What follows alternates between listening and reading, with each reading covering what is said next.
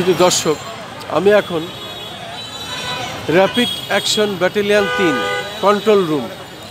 আমরা সেখানে দেখতে পাচ্ছি এই আন্তর্জাতিক মাতৃভাষায় তারা সুন্দর করে এখানে সাজিয়েছেন এবং উৎসুক জনতা এখানে আসছেন, তারা ছবি তুলছেন এবং সেলফি তুলছেন।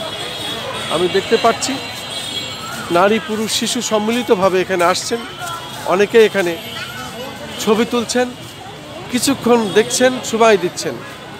আমি খন্দকার মাসুদুজ্জামান, আমাদের চ্যানেলগুলির পক্ষ থেকে ধারাবাহিকভাবে এই কাজগুলি সাধারণত আমি করে যাই প্রত্যেক বছর, এবং প্রত্যেক বছরের মতো এবারও আমি এখানে এসেছি এবং সেটাই আমি প্রচার করে যাচ্ছি। আমরা দেখতে পাচ্ছি বাংলা বর্ণমালা দিয়ে তারা কালো কাপড়ের উপরে এইভাবে লেখাগুলো সাজিয়েছেন, যা আসলে দেখার মতো, সত্যি সুন্দর। এই বাংলা ভাষার জন্য আমাদের বীর যেসব শহীদেরা শহীদ হয়েছিলেন, বিশেষ করে রফিক জব্বার বরকত, তাদের রুহের মাগফিরাত কামনার জন্যই এবং তাদের শ্রদ্ধা নিবেদন করার জন্যই শহীদ দেবীতে মানুষ আসেন, জাতীয় শহীদ মিনারে। আমিও এসেছিলাম, ঠিক তার ধারাবাহিকতায় আমি এটা প্রচার করে যাচ্ছি এবং দেখিয়ে যাচ্ছি। আমি দেখতে পাচ্ছি এটা মূলত control room RAB battalion ৩, rapid action battalion ৩।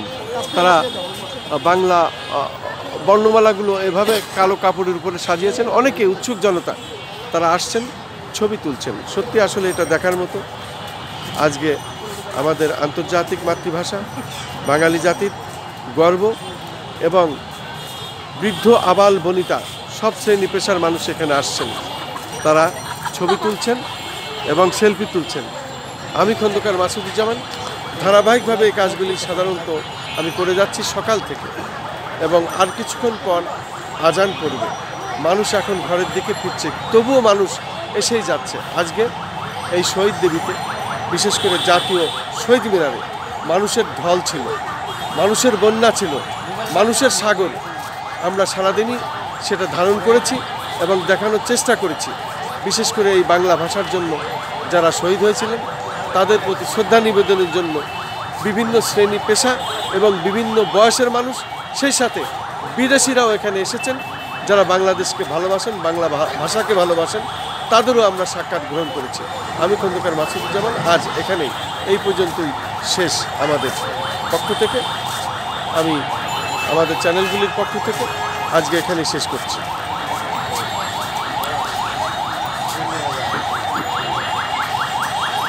আমি